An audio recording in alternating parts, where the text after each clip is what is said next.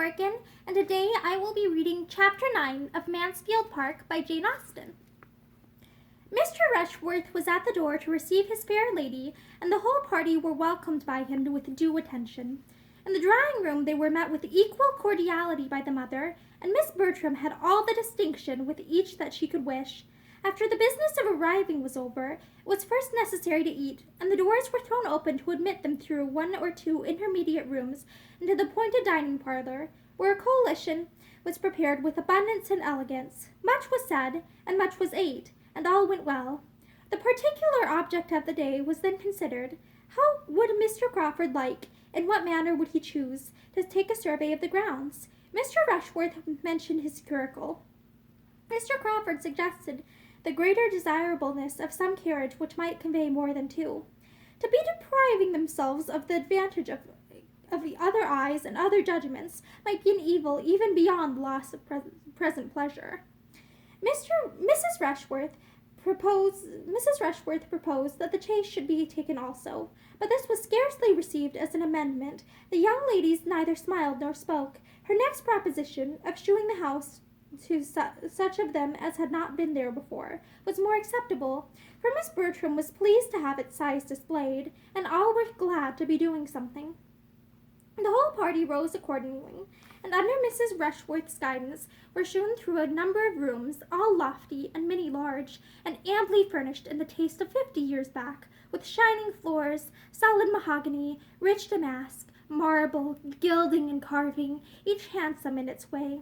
Of pictures there were abundance, and some few good, but the larger part were family portraits, no longer anything to anybody but Mrs. Rushworth, who had been at great pains to learn all that the housekeeper could teach, and was now almost equally well qualified to shew the house. On the present occasion she addressed herself chiefly to Miss Crawford and Fanny, but there was no comparison in the willingness of their attention, for Miss Crawford, who had seen scores of great houses and cared for none of them, had only the appearance of civilly listening, while Fanny, to whom everything was almost as interesting as it was new, attended with unaffected earnestness to all that Mrs. Rushworth could relate of the family in the former times, its rise and grandeur, regal visits and loyal efforts, delighted to connect anything with history already known, or warm her imagination with scenes of the past. The situation of the house excluded the possibility of much prospect from any of the rooms, and while Fanny and some of the others were attending Mrs. Rushworth, Henry Crawford was looking grave and shaking his head at the windows. Every room on the west front looked across a lawn to the beginnings of the avenue immediately beyond tall iron palisades and gates.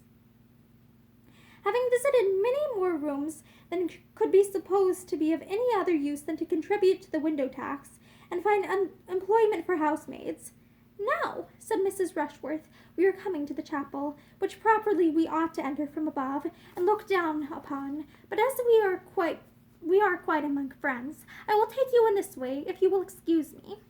They entered. Fanny's imagination had prepared her for something grander than a mere, spacious, oblong room, fitted up for the purpose of devotion, with nothing more striking or more solemn than the profusion of mahogany and the crimson velvet cushions appearing over the ledge of the family gallery above.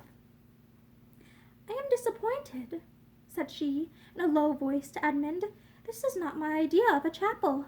There is nothing awful here, nothing melancholy, nothing grand. Here are no aisles, no arches, no inscriptions, no banners. No banners, cousin, to be blown by the night wind of heaven. No signs that a Scottish monarch sleeps below."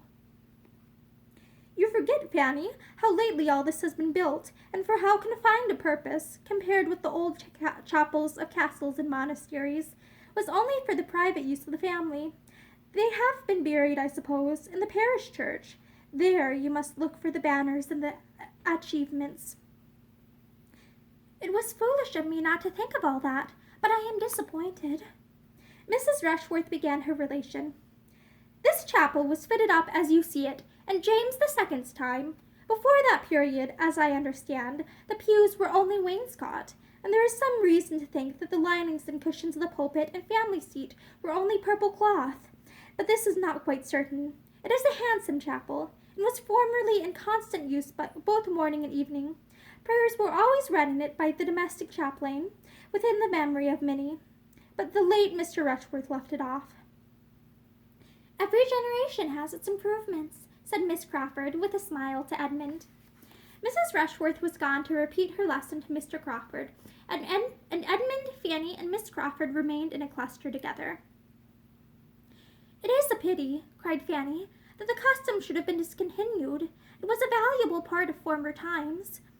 There is something in a chapel and chaplain so much in character with a great house, with one's ideas of what such a household should be. A whole family's assembling regularly for the purpose of prayer is fine." "Very fine indeed," said Miss Crawford, laughing. "It must do the heads of the family a great deal of good to force all the poor housemaids and footmen to leave business and pleasure and say their prayers here twice a day, while they are inventing excuses themselves for staying away." "That is hardly Fanny's idea of a family assembling," said Edmund. "If the master and mistress do not attend themselves, there must be more harm than good in the custom." "At any rate, it is safer to leave people to their own devices on such subjects. Everybody likes to go their own way, to choose their own time and manner of devotion. The obligation of attendance, the formality, the restraint, the length of time. Altogether, it is a formidable thing, and what nobody likes. And if the good people who used to kneel and gape in that gallery could have foreseen that the time would ever come when men and women might lie another 10 minutes in bed, when they woke with a headache, without danger of reprobation, because chapel was missed, they would have jumped with joy and envy. Cannot you imagine with what unwilling feelings the former belles of the house of Rushworth did many a time repair to this chapel? The young Mrs. Eleanors and Mrs. Bridgets starched up into seeming piety, but with heads full of something very different, especially if the poor chaplain were not worth looking at, and in those days I fancy parsons were very inferior even to what they are now." For a few moments she was unanswered.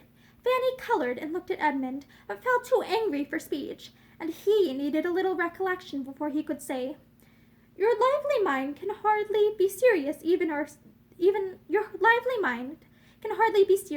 on serious subjects. You have given us an amusing sketch, and human nature cannot say it was not so. We must all feel at times the difficulty of fixing our thoughts as we could wish, but if you are supposing it a frequent thing, that is to say, a weakness grown into a habit from neglect, what could be expected from the private devotions of such persons? Do you think the minds which are which are indulged in wanderings in a chapel, would be more collected in a closet?" "Yes, very likely. They would have two chances at least in their favor. There would be less to distract the attention from without, and it would not be tried so long." "The mind which does not struggle against itself under one circumstance would find objects to distract in the other, I believe, and the influence of the place of the example may often rouse better feelings than are begun with. The greater length of the service, however, I admit to be something too hard a stretch upon the mind. One wishes it were not so, but I have not yet left Oxford long enough to forget what chapel prayers are." While this was passing, the rest of the party began being scattered about the chapel. Julia called Mr. Crawford's attention to her sister by saying, "Do look at Mr. Rushworth and Maria, standing side by side, exactly as if the ceremony were going to be performed. Have not they completely the air of it?" Mr. Crawford smiled his acquiescence, stepping forward to Maria, said, in a voice which she only could hear, "I do not like to see Miss Bertram so near the altar." Starting, the lady instinctively moved a step or two, but recovering herself in a moment, affected to laugh, and asked him, in a tone not much louder, if he would give her away.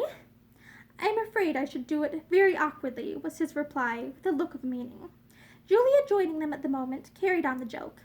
"Upon my word, it is really a pity that it should not take place directly, if we had but a proper license, for here we are all together, and nothing in the world could be more snug and pleasant." And she talked and laughed about it with so little caution as to catch the comprehension of Mr. Rushworth and his mother, and expose her sister to the whispered gallantries of her lover, while Mrs. Rushworth spoke with proper smiles and dignity of its being a most happy event to her whenever it took place. "If Edmund were but in orders," cried Julia, and running to where he stood with Miss Crawford and Fanny. "My dear Edmund, if you were but in orders now, you might perform the ceremony directly. How unlucky that you are not ordained. Mr. Rushworth and Maria are quite ready." Miss Crawford's countenance, as Julia spoke, might have amused a disinterested observer. She looked almost aghast under the new idea she was receiving. Fanny pitied her. How distressed she will be at what she had said just now, passed across her mind. "Ordained?" said Miss Crawford. "What? Are you to be a clergyman?" "Yes, I shall take orders after my father's return, probably at Christmas." Miss Crawford, rallying her spirits and recovering her complexion, replied only, "If I had known this before, I would have spoken of the cloth with more respect," and turned the subject. The chapel was soon afterwards left to the silence and stillness which reigned in it with few interruptions throughout the year. Miss Bertram, displeased with her sister, led the way, and all seemed to feel that they had been there long enough. The lower part of the house had been now entirely shown, and Mrs. Rushworth, never weary in the cause, would have proceeded towards the principal staircase and taken them through all the rooms above, if her son had not interposed with a doubt of there being enough time. "For if," said he, with a sort of self-evident proposition which many a clearer head does not always avoid, "we are too long going over the house, we shall not have time for what is to be done out of doors.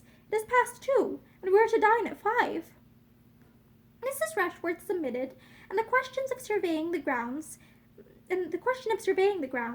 with the who and the how, was likely to be more fully agitated, and Mrs. Norris was beginning to arrange by what junction of carriages and horses most could be done, when the young people, meeting with an outward door, temptingly open on a flight of steps which led immediately to turf and shrubs, on all the suites of pleasure grounds, as by one impulse, one wish for air and liberty, all walked out. "Suppose we turn down here for the present," said Mrs. Rushworth, civilly taking the hint and following them. "Here are the greatest number of our plants, and here are the curious pheasants." "Query," said Mr. Crawford, looking around him, "whether we may not find something to employ us here before we go farther. I see walls of great promise. Mr. Rushworth, shall we summon a council on this lawn?" "James," said Mrs. Rushworth to her son, "I believe the wilderness will be new to all the party. The Miss Bertrams have never seen the wilderness yet." No objection was made, but for some time there seemed no inclination to move in any plan, or to any distance. All were attached at first by plants or the pheasants, and all dispersed about in happy independence. Mr. Crawford was the first to move forward, to examine the capabilities of that end of the house.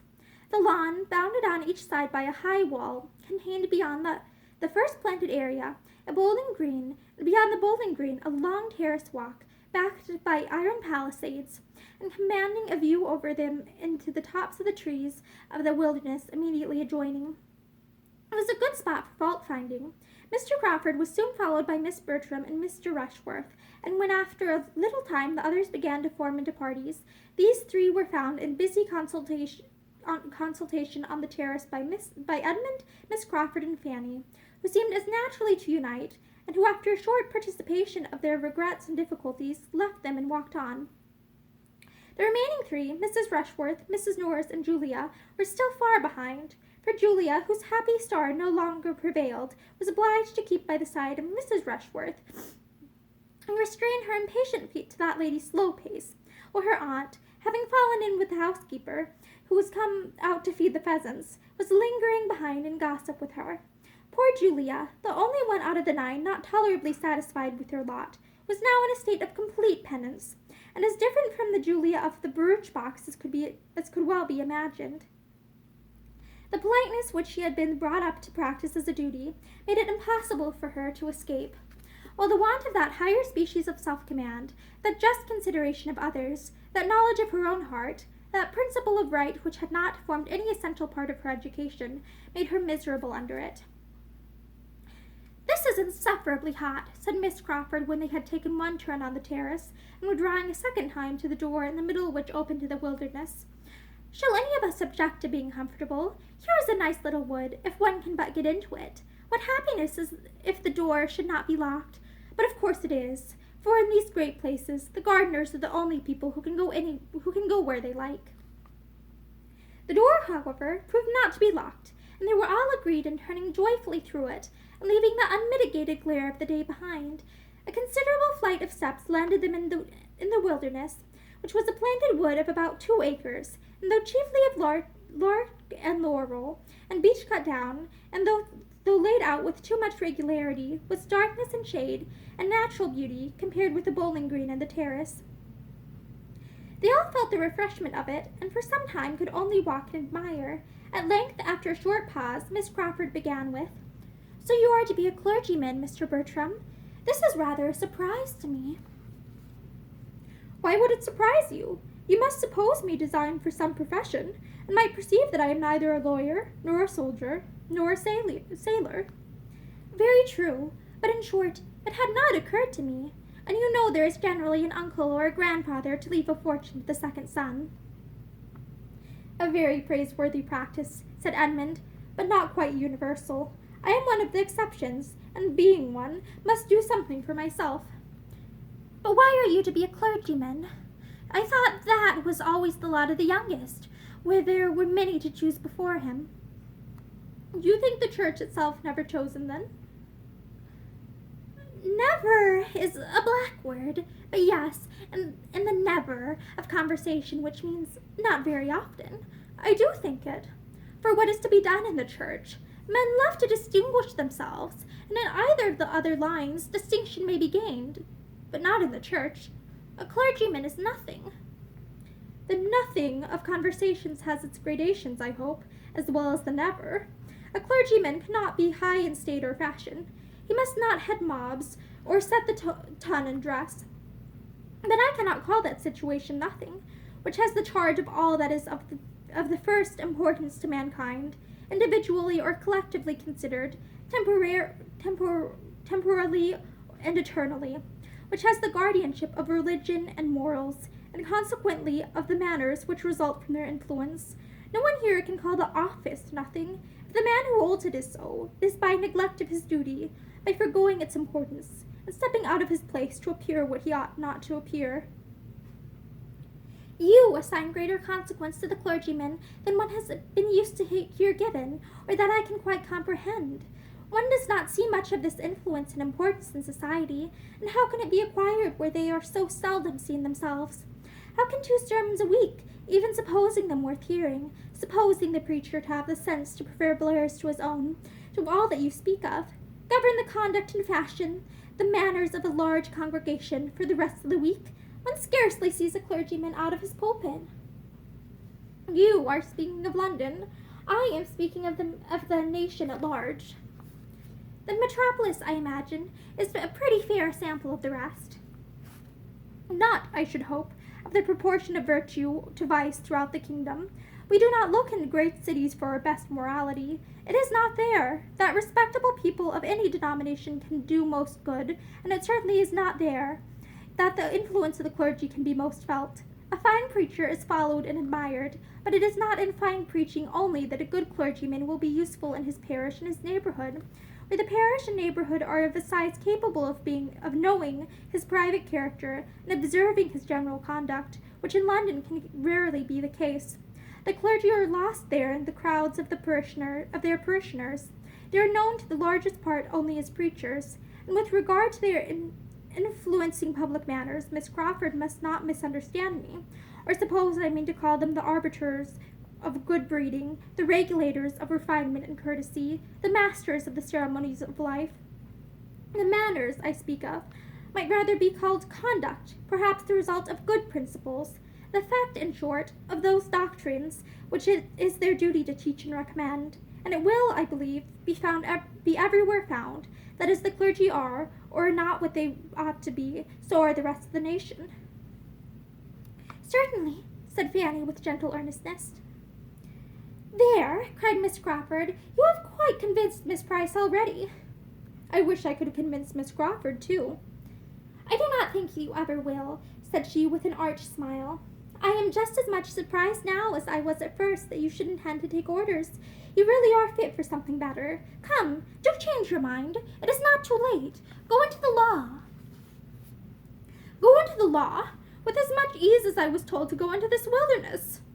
Now you are going to say something about law being the worst wilderness of the two, but I forestall you. Remember, I have forestalled you.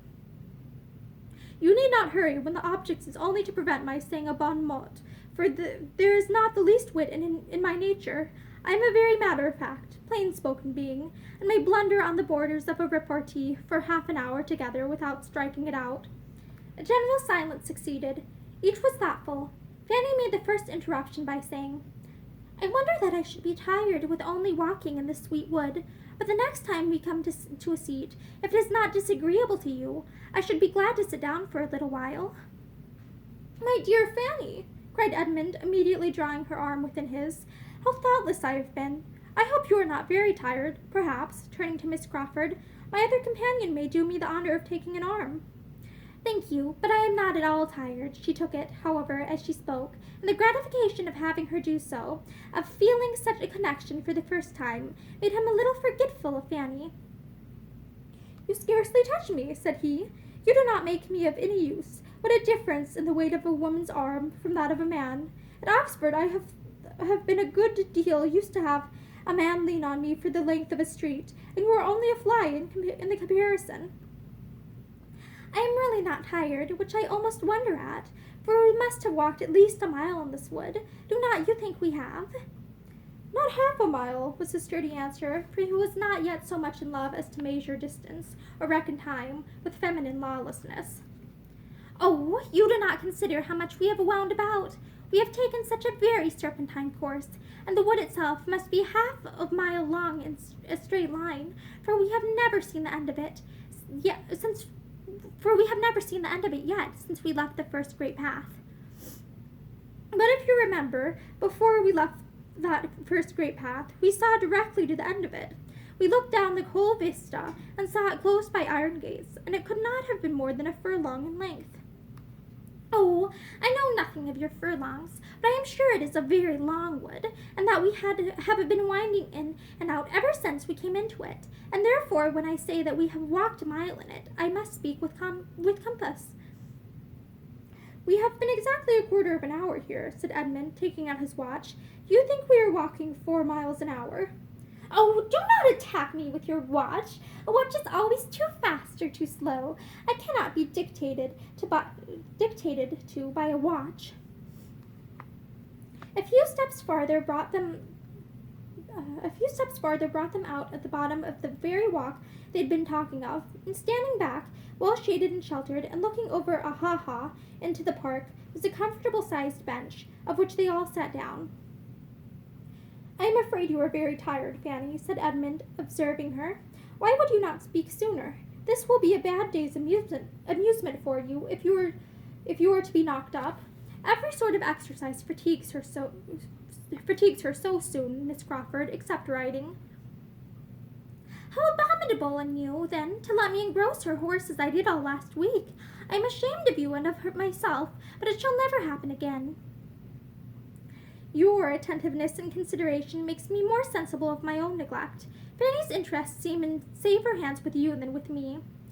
That she should be tired now, however, gives me no surprise, for there is nothing in the course of one's duties so fatiguing as what we have been doing this morning. Seeing a great house, dawdling from one room to another, straining one's eyes and one's attention, hearing what one does not understand, admiring what one does not care for. It is generally allowed to be the greatest bore in the world, and Miss Price has found it so, though she did not know it. I shall soon be rested, said Fanny. To sit in the shade on a fine day and look upon verdure is the most perfect refreshment. After sitting a little while, Miss Crawford was up again. I must move, said she. Resting fatigues me. I have looked across the ha-ha till I am weary. I must go and look through that iron gate at the same view, without being able to see it so well. Edmund left the seat likewise. Now, Miss Crawford, if you will look up the walk, you will convince yourself that it cannot be half a mile long, or half a mile. It is an immense distance, said she. I see that with a glance. He still reasoned with her, but in vain. She would not calculate. She would not compare. She would only smile and assert. The greatest degree of rational consistency could not have been more engaging, and they talked with mutual satisfaction. At last it was agreed that they should endeavor to determine the dimensions of the wood by walking a little more about it. They would go to one end of it in the line that they were then in, for there was a straight green walk along the bottom by the side of the ha-ha, and perhaps turn a little way in some other direction, if it seemed likely to assist them, and be back in a few minutes. Fanny said she was rested, and would have moved too, but this was not suffered. Edmund urged her remaining where she was with an earnestness which she could not resist, and she was left on the bench to think with pleasure of her cousin's care, but with great regret that she was not stronger. She watched them till they had turned the corner, and listened till all sound of them had ceased. And that is the end of chapter 9. Thank you, and have a good day.